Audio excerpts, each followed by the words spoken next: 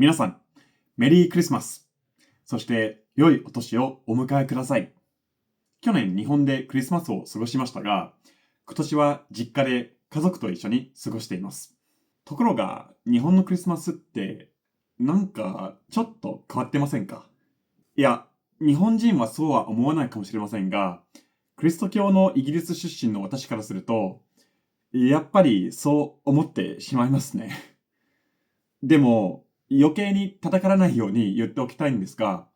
それを悪く思っているわけではなく、日本はキリスト教の国じゃないし、まあ、クリスマスはどう祝うかは100%日本の自由です。そして、どちらかというと、なんか面白くて、なんか新鮮で、私にとっていい意味で変わっています。どのように変わっているかというと、まあ、日本人のおよそ1%ぐらいしかキリスト教徒じゃないし、まあ、当たり前なことなんですが、日本のクリスマスは宗教の要素が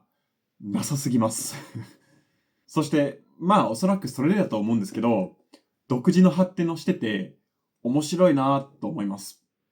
イギリスなどのキリスト教の国では、クリスマスやクリスマスイブは、まあ、主にクリストの降誕祭を祝うイベントであって、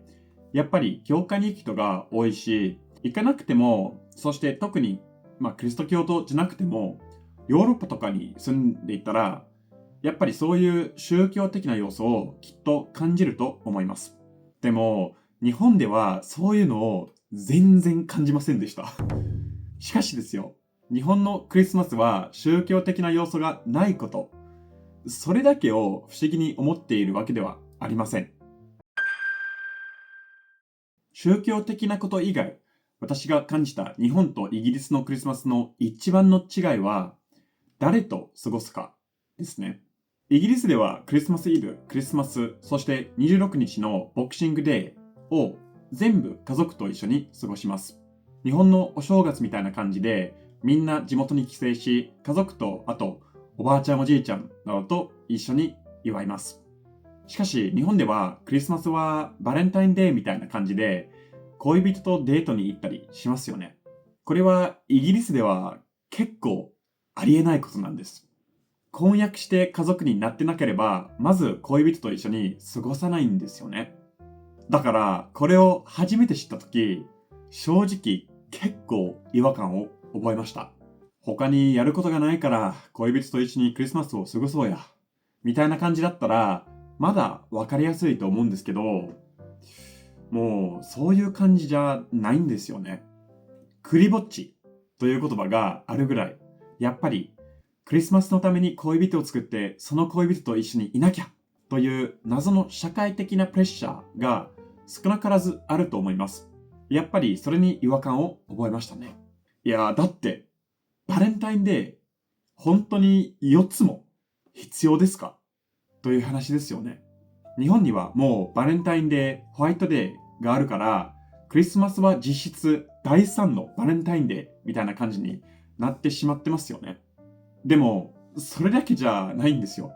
日本には実はバレンタインデーが4つもあるんですよ。2月のバレンタインデー、3月のホワイトデー、12月のクリスマス、そして実は日本の伝統的な夏の行事、盆踊りもそうだったんです。え盆踊りっておじいちゃんおばあちゃんが踊るあのお堅い伝統行事でしょと思うかもしれません。でも実はまあめっちゃ詳しいってわけじゃないんですけど、江戸時代の盆踊りは中世のマッチングアプリや合コンのような出会いの場だったんです。当時の日本は男女が二人きりで会うことが、制限されていたが、お盆の夜だけは特別で男女で遅くまで踊ることが許されたんですね。だから恋人を見つけるための便利なイベントでもあったようです。だからこの盆踊りも昔の伝統的なバレンタインデーとカウントすれば、日本にはバレンタインデーが実は4つもあるんですよ。でも正直に言わせてください。バレンタインデー本当に4つも必要ですか？イギリス人の私からすると、クリスマスまでバレンタインデー化して、さらにクリぼっちなんて言葉でプレッシャーをかける今の日本の風潮は、ちょっとやりすぎな気がしちゃうんですよね。そしてこういうプレッシャーがあるのに、あるいはあるからこそ、皮肉なことに少子化の統計から憶測して若い恋人や夫婦が少ないであろうことは不思議に思ったりとかもしますよね。クリスマスの時、日本でマジでどこに行ってもラストクリスマスを流してますよね。まあ、イギリスの曲だから流してくれて嬉しい。嬉しいけど、日本人は歌詞どれぐらい意識しているかわかりませんが、ちょっと悲しい曲なので、流しすぎも良くないかもね、とも思ったりします。あと、ラストクリスマスばかり流していっても、ちょっともったいないなと思います。日本にも素晴らしいクリスマスソングが多くて、日本のクリスマスソングを流せばいいのになぁと、思ったりします。例えば、有名なやつで言うと、バックナンバーのクリスマスソング、浜田雅俊と牧原紀之のチキンライス、松任谷由実の恋人がサンタクロースでも、もっと流してもいいんじゃないですか。日本に住んでた時はそう思ってしまいました。でもね、一つ言わせていただきたいです。日本のクリスマスソングといえば、ケミストリーのクリスマスイブというのが、結構最初の方に、有名な曲として出てくるじゃないですか。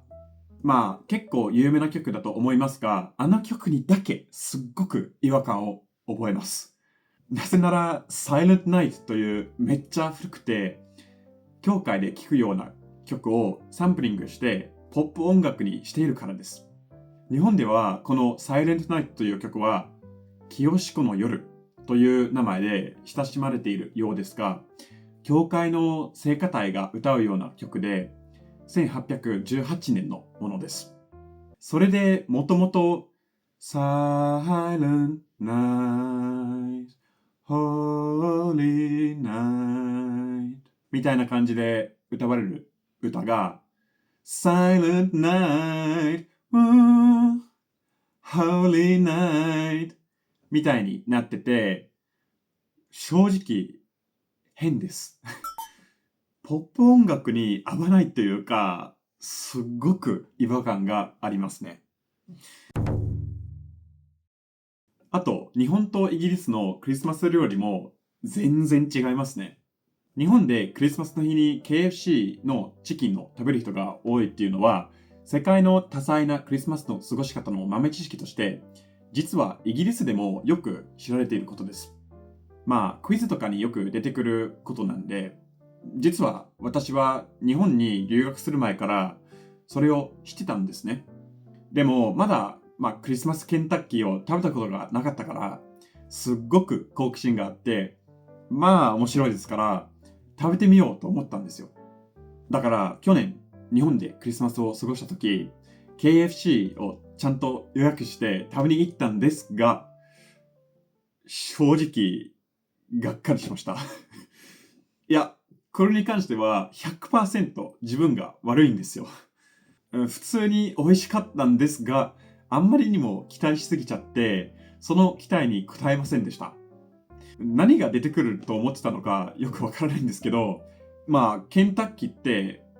あくまでもファストフードのお店なので、ファストフードのチキンが出てきて、当たり前のことですけど、いや、ただのファストフードのチキンだなと思ったんですよね。今はちょっと、反省していて、今は、クリスマスの日にチキンを売ってるのは決してケンタッキーだけじゃないと思うから、違うところに行けばよかったなと思ってるんですよね。だからまた日本でクリスマスを過ごしたら違う、もうちょっといいところに行ってみようかなと思います。ちなみに学生寮の夕ご飯でもチキンが出たんですけど、それの方が美味しかったんです。イギリスではチキンじゃなくて現代、クリスマスの日にローストターキーを食べます。それと一緒にローストポテト、そしていろんなローストした野菜なども食べたり、あとソーセージにベーコンを巻いたという、どう考えても美味しい組み合わせの Pigs in Blankets っていうのも食べます。この Pigs in Blankets のネーミング、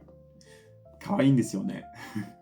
豚肉からできているソーセージなので、それを pig と言って、ベーコンのことを毛布を意味するブランケットに例えて、そういう言い方になったんですね。直訳すると毛布に包まれた豚みたいな名前ですよね。偏見はあるかもしれないんですが、イギリスのクリスマス料理結構美味しいと思うので、機会があったらぜひ食べてみてください。日本に交換留学した時、初めてクリスマスの日に授業に行きました。イギリスではクリスマスの日は絶対休みになってるから、これもめっちゃ不思議だったんですね。クリスマスの日に普通の生活をするのって、今までの私にとっては、ありえないことだったんです。でも、日本はクリスマスの日が、祝日じゃないから、ちゃんと授業に行って、ちゃんと普通に頑張って勉強しました。全然それで良かったと思ってます。冬になると日本もイルミネーションが多いし、時間通りに来る便利な電車でイルミネーションを見に行ったりするのが、とても楽しかったです。クリスマスマーケットもあって、イギリスと全く同じ構造でびっくりしました。というのは、その見た目もそうですけど、値段の設定もそうでしたね。日本のクリスマスマーケットもイギリスのもどう考えてもぼったくりじゃないのと思うぐらい高くなってますよね。いやー、実に懐かしいです。今年は家族と一緒にいられることを、まず大事にしてるんですけど、またいつか日本でクリスマスを過ごしても、いいかもしれませんね、と、も思ったりしますね。正月もね、今日の動画が面白かったら、ぜひチャンネル登録よろしくお願いします。そして他の動画も見てみてください。それではまた次回お会いしましょう。バイバーイ。